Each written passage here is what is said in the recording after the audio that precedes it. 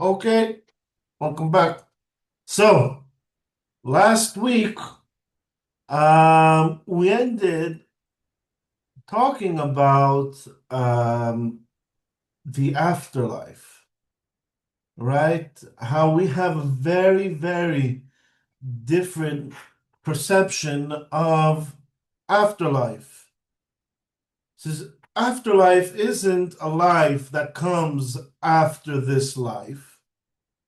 When we say afterlife, what we're talking about is life. Life in itself is immortal. It's the it's what God emanates to us. And the more we align ourselves with that life, then when the time comes and our body, reaches its limits and the body dies, our body isn't our life. Our life lives on, right? So when other people talk about an afterlife, there's this world, and when we finish in this world, then we move on to a different world, right? Where you could either be heaven or hell.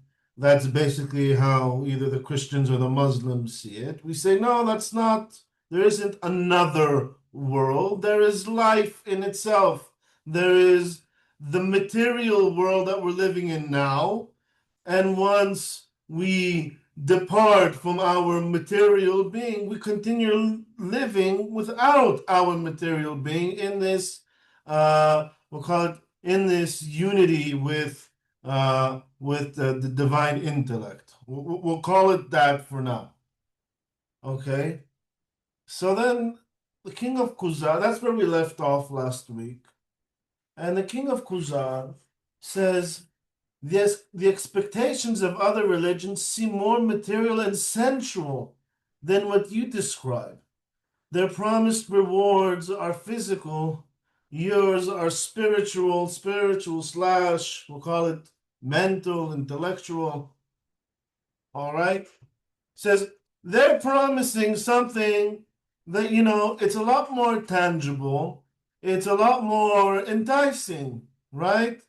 Uh, to live on in this beautiful garden with flowing wine, right? And all these things that they promised, uh, and all the things that they warn against in hell, since they are all expectations that occur after death in this life.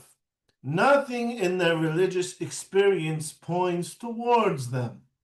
So, how do you know that there is a Garden of Eden, or there's this paradise, or this hell that everyone else is preaching about?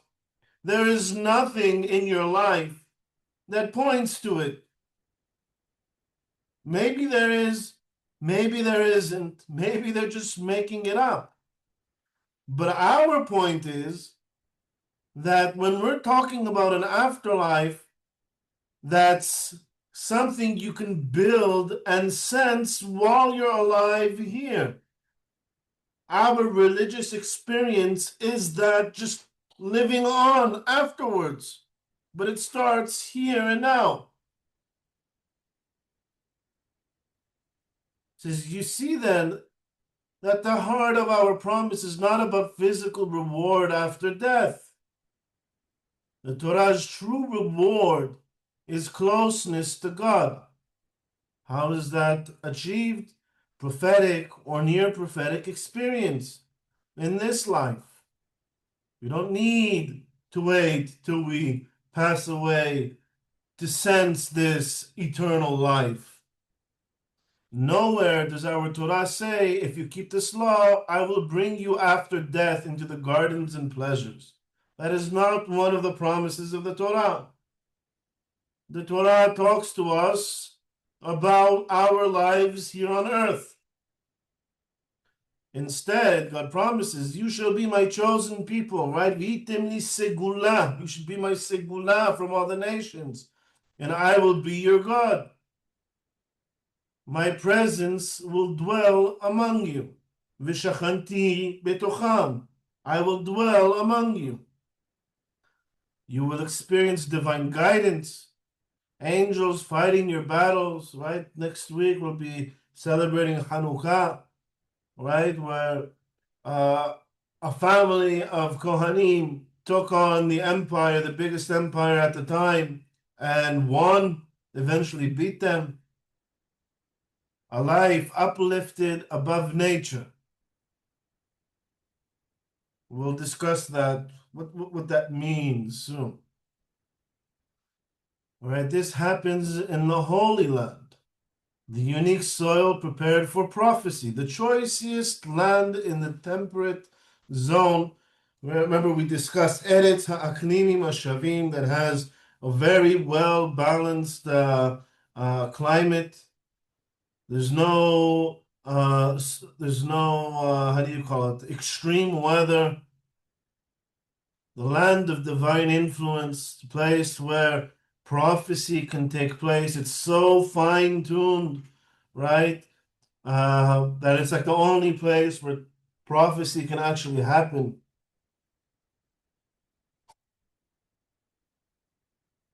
So it says, what God promises us isn't something that we can need to speculate about, that nobody's ever experienced while alive, right? The afterlife,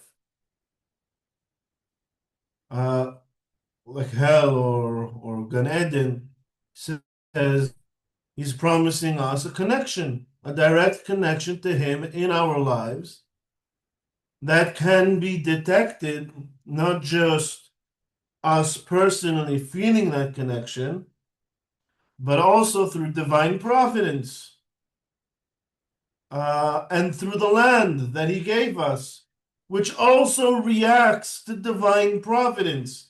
It doesn't follow the same laws of nature as everywhere else. When you obey, the land becomes fertile. Rain comes in its seasons. Victory is granted even against stronger nations. When you disobey, the land becomes barren and danger rises, even while the rest of the world thrives. Right? We were talking, what is the segula? For better or for worse, what is segula? We said there's the domain, the inanimate objects. Above that, you have the vegetation. Above that, you have animals. Above that, you have human beings.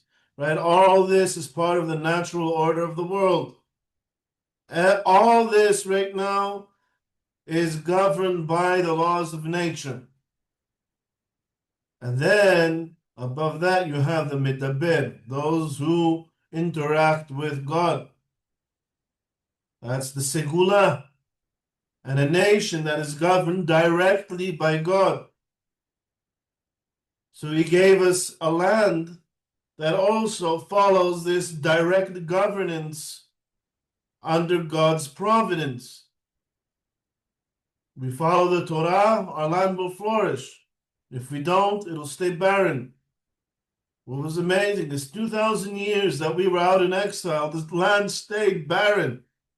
It didn't respond to anybody who lived here until we came back, and then it sprang back to life. This shows that Israel's fate is governed not by nature, but by divine providence.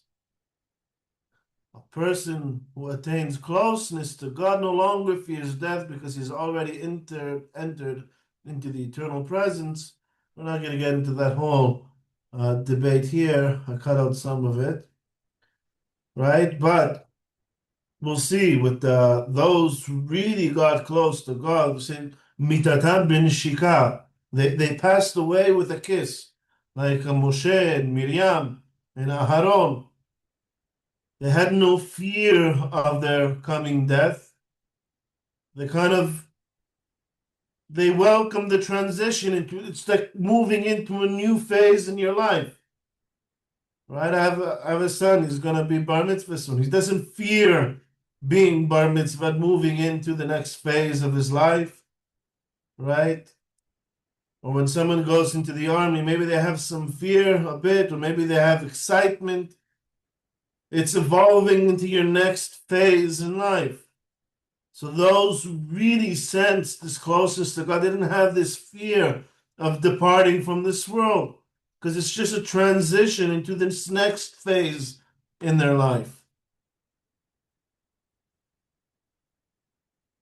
He says, let me illustrate. He brings a little mashal, a parable. A circle of close friends lived in a remote region, far from any kingdom. The Hebrew translation is actually live in the wilderness in the Midbar. One of them traveled to India, where the king recognized him, having known his father and honored his family. The king received him with great dignity, gave him royal garments of radiance, entrusted him with treasures and letters, sent members of the royal court, unrecognizable to outsiders, to accompany him home. So there's this band of group of friends living in the wilderness. One of them happens to stumble upon the path that leads to the palace of the King of India.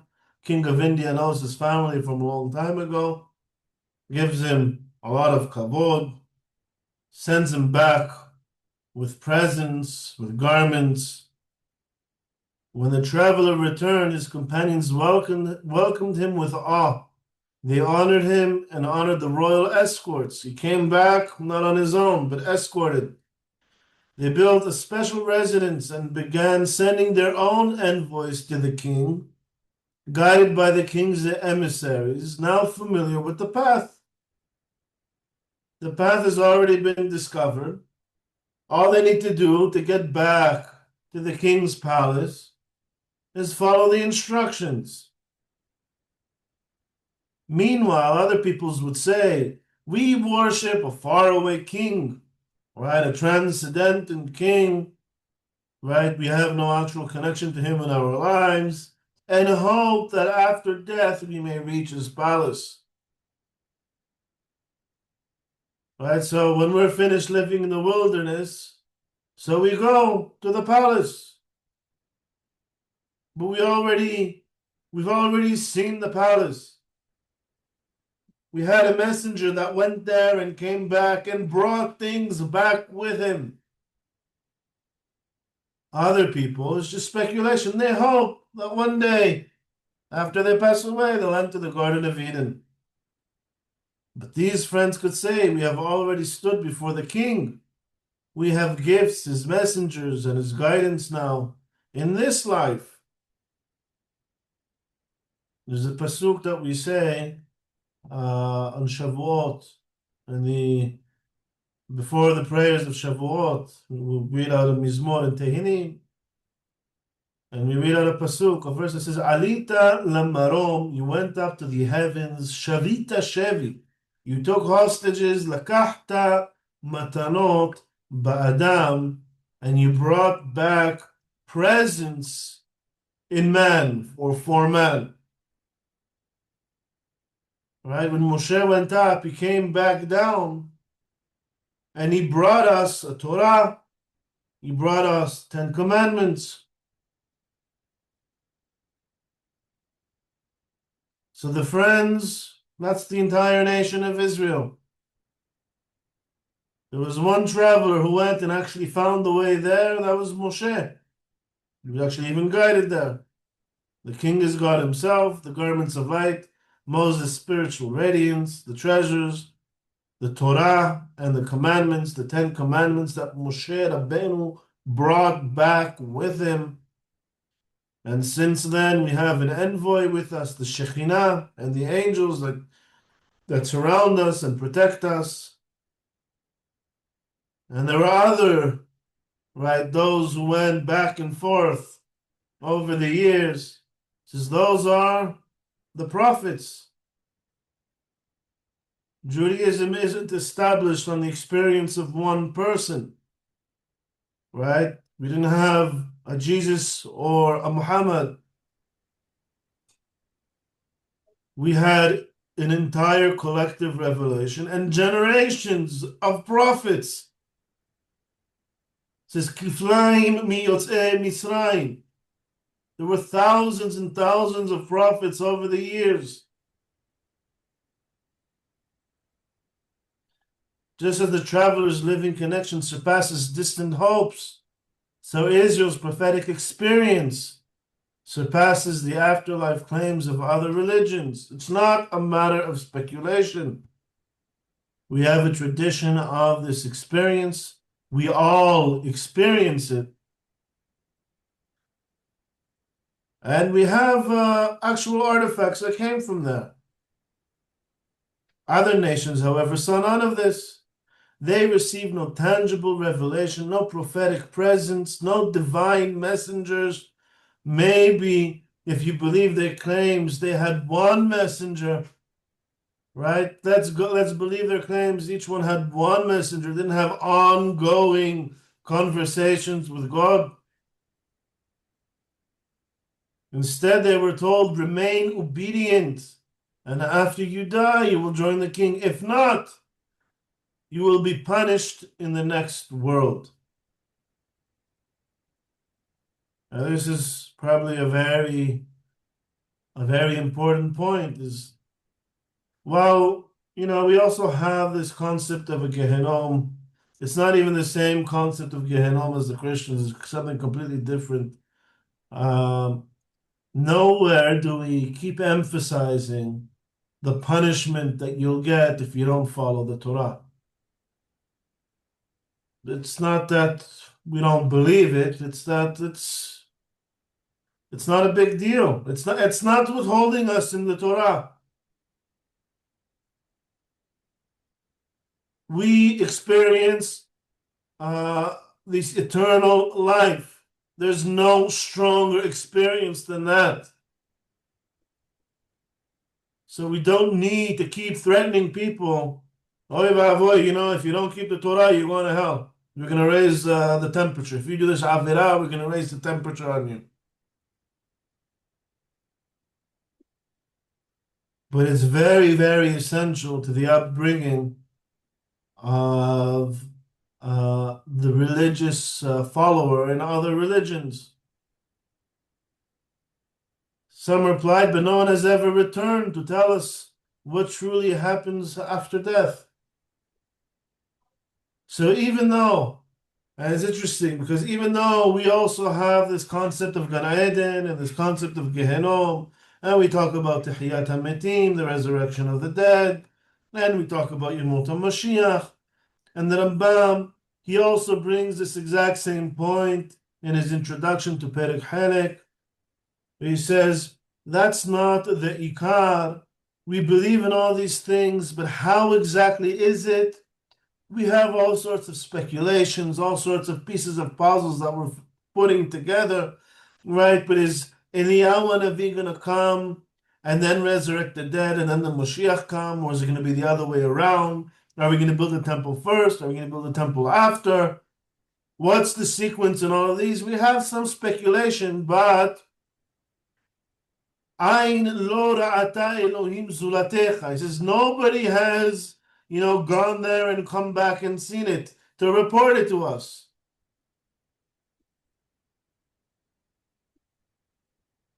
This is all speculation. What no one ever returned to tell us what truly happens after death. So what do we rely on?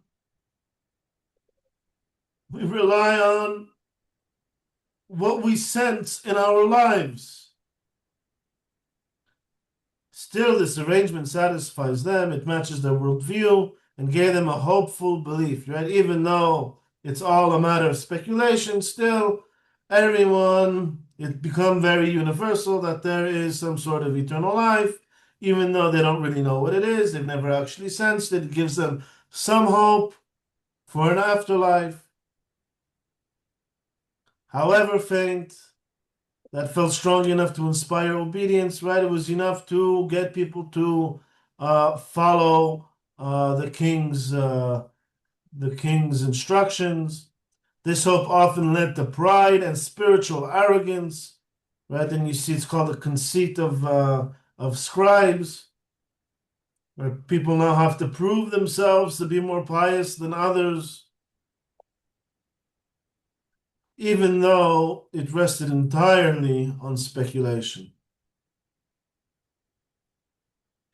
So this is why Judaism speaks little of Gan Eden, speaks little of Gehenom. Our reward is not postponed, it is experienced. It's not we're racking up zichuyot, and then when we pass away, we go to God and we say, okay, I did this, this, and this, where's my reward? It's I'm we're sorry, can I building ask a it question? as we live. Yes, please. For example, if you drive on Shabbat and it's not an emergency, are you punished? Yes, but that is also a very nuanced question. The simple answer would be yes. All right, but in order to be punished, we need to have a big din, right? In order to have a big din, we need to have a new covenant, reinstated covenant. The entire nation needs to have another national acceptance. I have a whole course on that. Right now, someone just drives on Shabbat. It's like, who are we to judge or to punish? God will judge his specific circumstance when he But gets God to will punish. Bahada. Huh? But God will punish. What is this punishment though? Yeah, this is what I was thinking. Okay, so it's not really the topic of today's class, but we'll get into it. What is Gehenom in Judaism? Gehenom is really it's a prize for the righteous. It's not punishment for the evil. A person lives his life, right? If he's 100% pure, then that's it. His transition when he dies is complete, 100%. However, if a person isn't completely pure, then he goes through a cleansing process. But the point of that process is to get him into this eternal life. Meaning, when a person sins, then that sin is kind of like a blemish on his soul, so to speak. But his soul is still tahor. So it's like taking a really hot bath. That's what Gehenom is in Judaism. It's a transitional stage into the eternal life. It's not somewhere where the wicked are stuck there for eternity.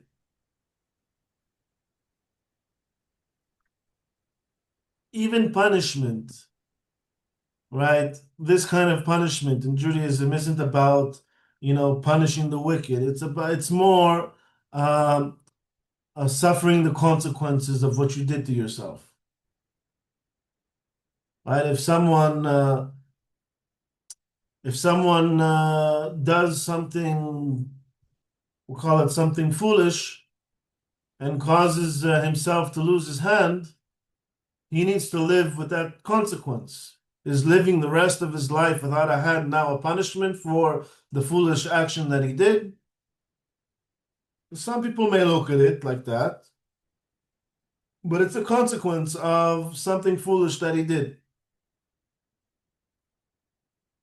Okay? Thank you. Pleasure.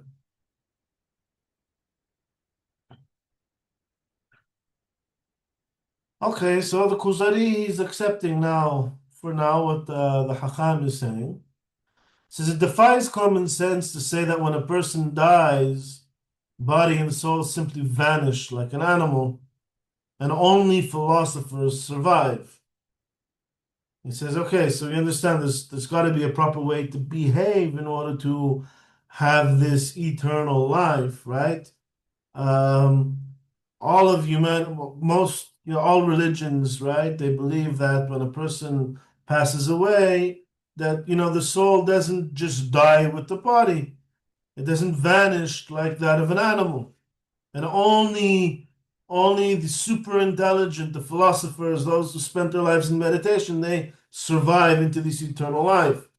However, he also says equally, it's absurd to think that by uttering a single word, a person becomes worthy of paradise.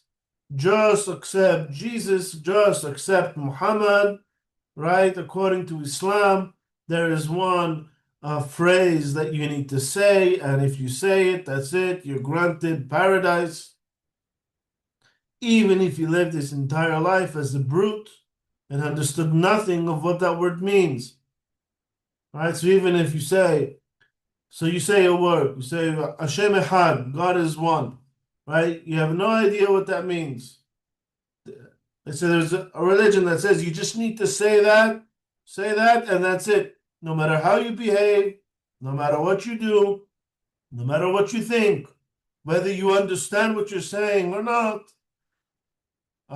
you get to live in this afterlife.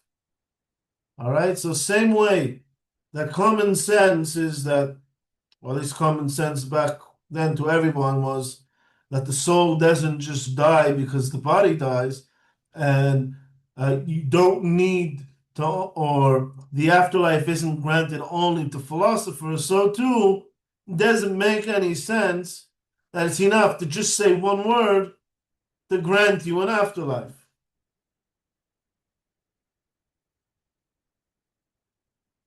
So the Hacham, he says, of course, we don't deny the righteous actions of any human being, right? You don't need to accept Muhammad or Jesus, or you know what? You don't even need to accept, how do you call it, be Jewish in order to develop this reward from God. It says any righteous action of any person, any human being, from any nation, are rewarded by God.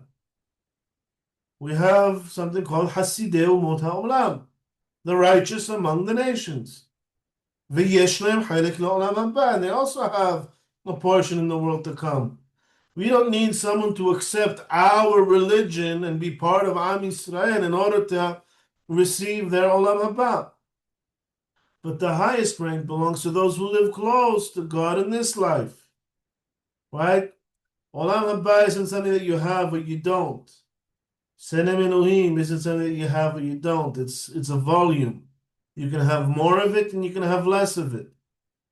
Right? You can have a very, very basic level of this Olam Haba, which is the baseline is you keep the 7 Mitzvot B'nai Noach, the 7 Noahide laws, and you're fine. You'll have this eternal life, this reward. Or you could have a really, really high volume of this eternal life. You could have a real deep, meaningful eternal life. Their closeness is the measure of their enduring closeness after death.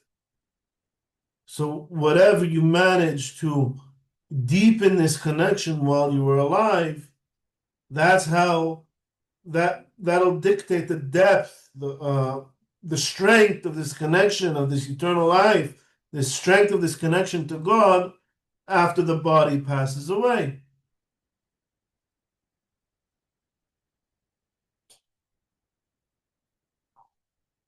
Is that understood so far? Yes. Can Okay.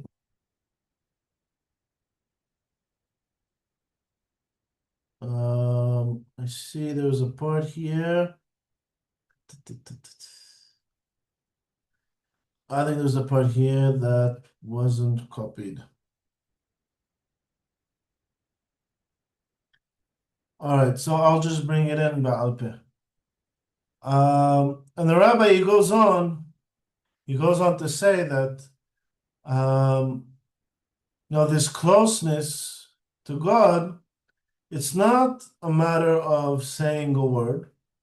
And really, it's, if you want to convert to Islam, you need to pronounce, there is no God other than Allah, and you need to proclaim Muhammad as his messenger. And you have something similar with Christianity. With us, to get this Olam Haba, you all know this. we take it very, very seriously. You need to make sacrifice, personal sacrifice, right? Uh, a man needs to do circumcision. You need to accept 613 mitzvot upon yourself. You need to be part of the community. You need to actually behave in accordance to the Torah. It's not just a matter of pronouncing a sentence. So we take the path to Olam Haba very seriously. Meaning, we're not just trying to sell you something. Come and join us. Only through being one of us, you'll reach salvation. Because we'll say you'll reach salvation even without being one of us. All you need is to be decent, to be a righteous, decent human being. However, if you really, really want to have a deep connection, that means you're going to have to do the work. You're going to join us. You're going to accept all the mitzvot. You're going to be living with us. She says also the convert who comes, they need to make a serious commitment if they really want to enjoy this Olam Haba. We're not trying to sell them. Say this and you got it. It doesn't work like that. We have, you're speaking earlier about Spain. My family was expelled from Spain 500 years ago in 1492. That same year that Columbus sailed the ocean blue, there was the expulsion from Spain, and that's when my family moved from Spain to Morocco. So we have a lot of traditions and jokes in the family that have to do with the Spanish Inquisition. And one of them, they used to force you into conversion. If you didn't want to leave, you had to convert to Christianity. And this is a joke, a story from my grandfather. He says, there was this one family that they decided, they didn't want to leave everything they had. They were very rich. They want to leave everything behind. So what they did is they decided they're going to convert. So after so many attempts of the church trying to convince them to convert, he finally said, fine, let's do it. What do we need to do? He says, okay, so he takes some water, some of the holy waters, sprinkles it on him 3 times, says, you're no longer a Jew, you're a Christian. You're no longer a Jew, you're a Christian. You're no longer a Jew, you're a Christian. He says, well, that's it. He's like, yeah, okay, great. And he goes back. But, the inquisitors, they wanted to check up to make sure that Jews were no longer practicing Judaism and that they were really Christians. And they knew that the Jews, they love to eat fish Friday night. And so they were in an ambush. And, the Jews, they go home, they do kiddush, they have their fish and everything. They're just pretending to be Christians. And the Inquisition, they come, they break into the house, and they say, we caught you. You're eating fish. He says, we're not eating fish. He says, what are you talking about? I see it over there. I see the head. I see the fins. He said, oh, you missed it. If you would have come 2 minutes earlier, you would have seen. I took some water and I said, you're no longer fish, you're chicken. You're no longer fish, you're chicken. You're no longer fish, you're chicken. Vizeo.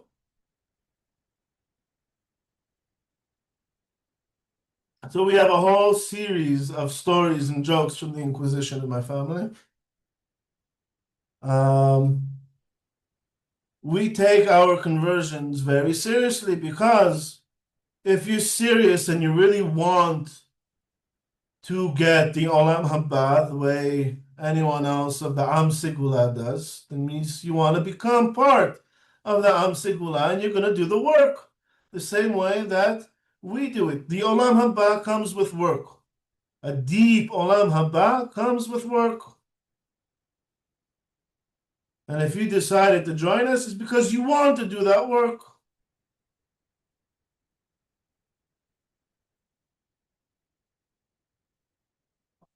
Now, the Kuzar, he has a challenge for the Hakam. says, if what you say is true, that the closeness to God in this life determines one's spiritual rank in the next, right? You said, what was one of the derivatives of this closeness to God is that we're governed by divine providence, right? Then apply the same logic in reverse. If Israel is truly God's chosen people, why are you now so degraded, oppressed, and powerless? It says the state, your current state of being, just comes to prove that there is no divine providence on you. It's a good challenge. Hacham, so you speak of our suffering as proof that God has abandoned us, but look at the founders of other religions. Did not Christians glorify the one who said, if someone strikes your right cheek, offer him the left? The founder and followers endured humiliation, beatings, and death for centuries before their faith spread. The founder of Islam and his earliest companions were persecuted, weak, and hunted, yet nations now glorify in their memory. These religions boast about noble suffering of their origins. Why then is Israel alone judged by its political condition? He's echoing here a very common criticism of the Jewish people by the Christians, especially, since we broke the covenant, then we are no longer the chosen people, and as a consequence, we are so degraded, and we're spread out throughout the world, and we're humiliated, right? The answer the Hacham is giving isn't the answer. It's more like an answer of don't be a hypocrite. All right, you glorify suffering. We don't, by the way, we the Jews, we don't glorify suffering as some sort of value that you should try to suffer as much as possible. That'll make you more saintly. But what he's answering to the Kuzari is that all these religions who boast about, or they say they boast, what we said before, remember the conceit of scribes. Where was it? We saw it before.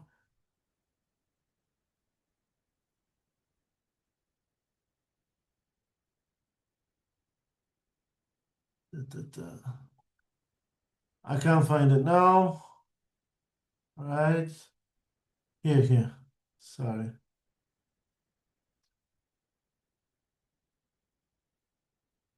Right? This hope often led to pride and spiritual arrogance. Right? So these people who they don't have, all they have is the speculation or this hope for the afterlife. They start racing each other and who's going to be more saintly, right? And they boast about suffering and turning the other cheek and all these other backwards values. And then in the same breath, they say, well, you're humiliated and you're despised, which is a sign that you're not chosen. So he's kind of like pointing out at their hypocrisy. Either, right? Either you boast about noble suffering, right? Either you think being saintly is accepting suffering upon yourself, and then you should be raising us to the highest of all the nations, or it's not a value. And then why are you using that as an argument against us? Why then is Israel alone judged by its political conditions? He says this whole argument would work, he says, if your humility were voluntary. He says, if you would have accepted upon yourself being a humiliated nation, right, as part of your religion, which we don't, then you could say that you being humiliated is some sort of value. But your lowly state is forced upon you. If you had power, you would not act so humbly. And the Chacham, you've exposed our weaknesses. Gilita et herpati, he says in the Hebrew translation. You found our weakness. You found uh, sort our humble point, our disgrace. You found our disgrace, O King of Kuzar. If most of us truly learned humility towards God through our suffering, perhaps Providence would not have kept us in this condition for so long. It says we're out here in Galut.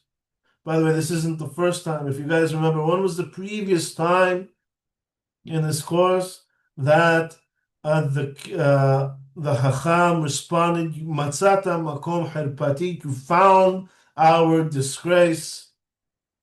He says, why then are you here, right, in Kuzar and not in Eretz Israel? And he's saying here too again, why are you so disgraced in Galut? And the Chacham is agreeing with him. He says, you found our disgraceful point. If only you would have actually learned humility to God through our suffering in the Galut, then maybe it wouldn't have lasted for 2,000 years. Only a small portion of Israel actually responds to exile with spiritual refinement. All right? How could he say that? Our 2,000 years of Galut, the Jewish communities were very strong in their religious obedience, right? Everyone went to shul. There was no such thing as atheists in the Jewish communities, at least not 900 years ago when Rabbi Yehuda HaLevi is writing this. There's no datim and chilonim, right? Secular and religious. There's no left and right. Everyone's going to shul 3 times a day. Wake up early. They're very, very righteous. What is he talking about? Only a small portion of Israel actually responds to exile with spiritual refinement. We'll get more into this in a later class. But teshuvah, right? We were sent out to exile to do teshuvah, right? What is teshuvah? It's not keeping Shabbat and keeping kashrut. It's not the personal mitzvot that we need to keep as individuals. This is doing teshuvah. Exile is a national punishment. The teshuvah that we need to do in exile is a national teshuvah. Is coming back to Eretz Israel. What is the national teshuvah? Hanukkah, the story of the Maccabim, overthrowing the Greek empire. That is teshuvah. And as a result, they got to purify the Mikdash and reinstate the avodah of the korbanot and the menorah. And as a result, they got sovereignty over the land. And they haven't had the sovereignty over the land for over, I think it was like close to 200 years. Since the destruction of the first temple until the Maccabean revolt.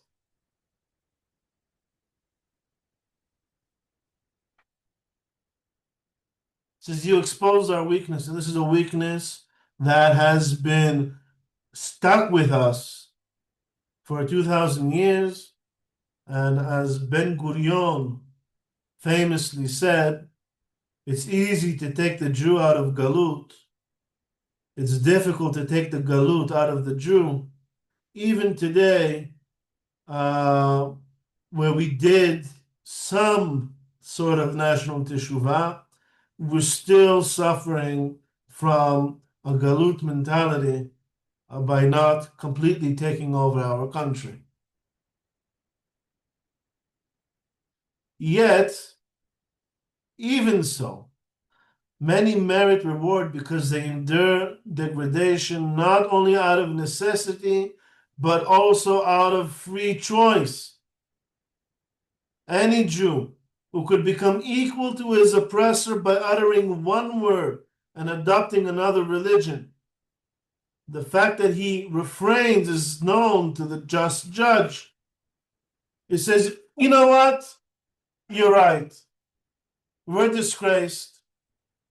And it wasn't by choice, right? So we can't take pride in our situation.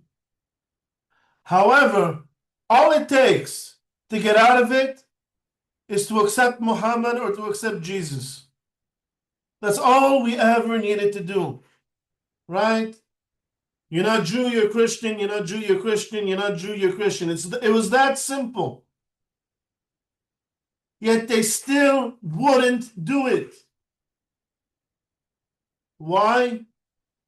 Not for fear of punishment, not for promise of a reward, but because we're living that life, that eternal life. And giving lip service, right, to accept something in our lips when it goes against everything we know and we believe isn't real. If we bear exile for God's sake, we will be the glory of the generations redeemed by the Mashiach. Right? Once we fully accept the galut upon us as a punishment for our national transgressions, and we make national teshuvah, and we decide to come back to Eretz Israel, right? Not individuals here and there, but we put up a Zionist convention and we start going to learn how to fight wars by joining the military, whether it's the Turkish military or the British military, in order to prepare ourselves for the conquest of the land, right? These are things that people did only before 1948, not 1,000 years ago. As for converts, so this is what I brought before.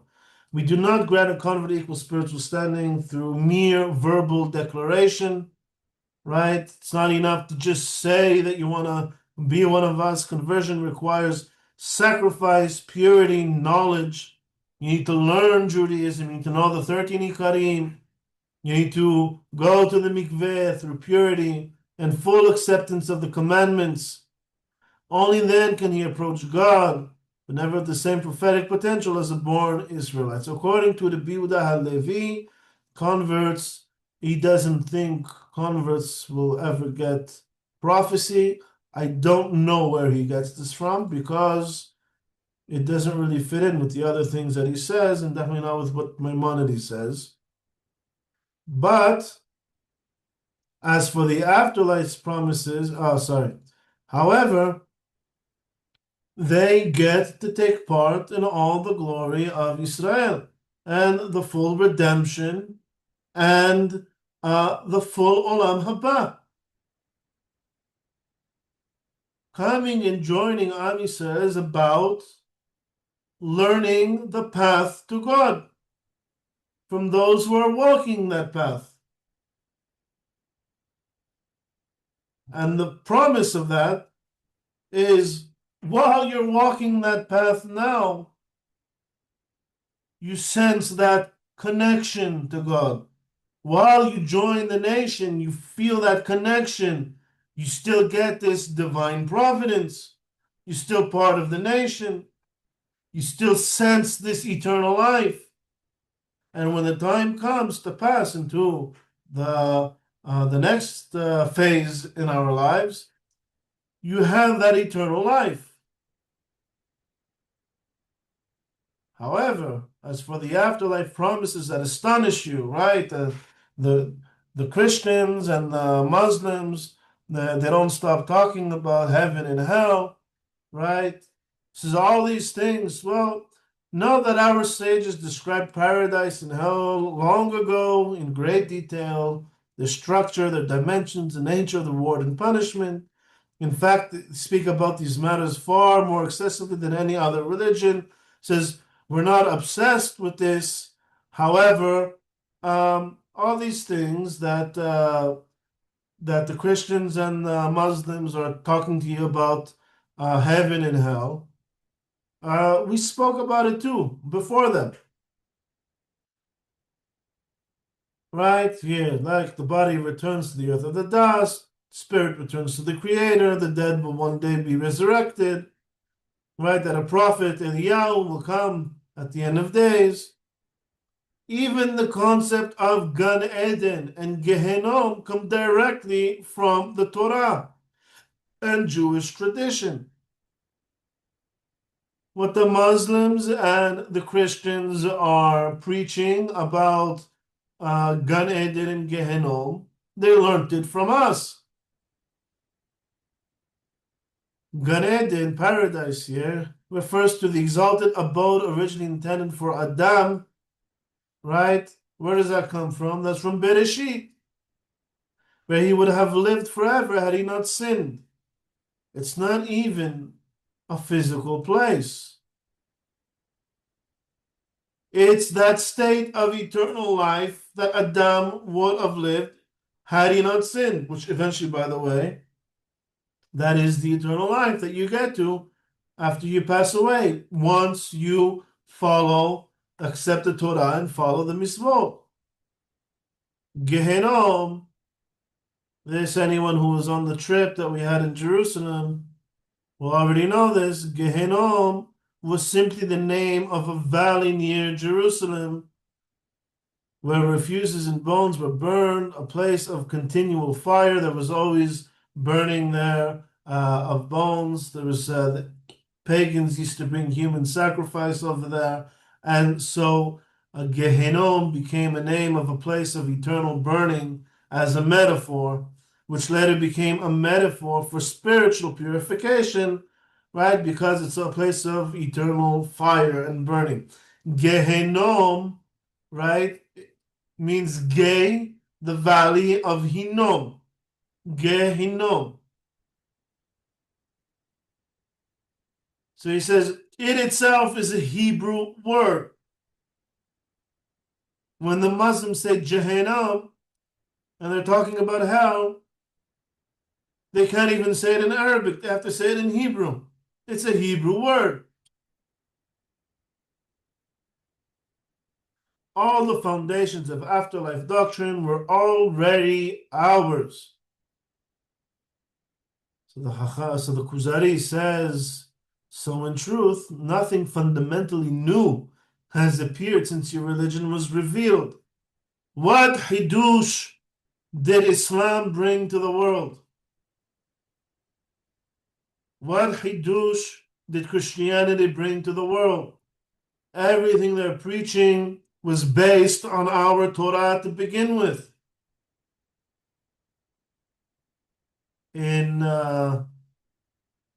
There's a letter, Igeret Teman, the letter to Yemen, that the Rambam sent to the community in Yemen, who at the time was facing a false Messiah. They were facing heavy persecution, and one Jew over there claimed to be a Messiah, and he was clearly something wrong with him. However, he put the entire Jewish community over there in danger. Anyway, so in that letter, the Ramban, he likens Islam and Christianity to statues compared to a person. All right, you have a human being, right? Very, very complex living organism, right? And you can have these amazing artists that can make sculptures that look so real. Or if you go to a wax museum, right, you can see a sculpture, a wax sculpture of a person that looks so accurate and real. However, mistaking that for a human, right, is the same thing as, mistaking Christianity for Judaism. Our connection to God is so real that we don't even need to talk about Gan Eden and Gehenna. It's something that we sense through our mitzvot. We build up this connection to God, right?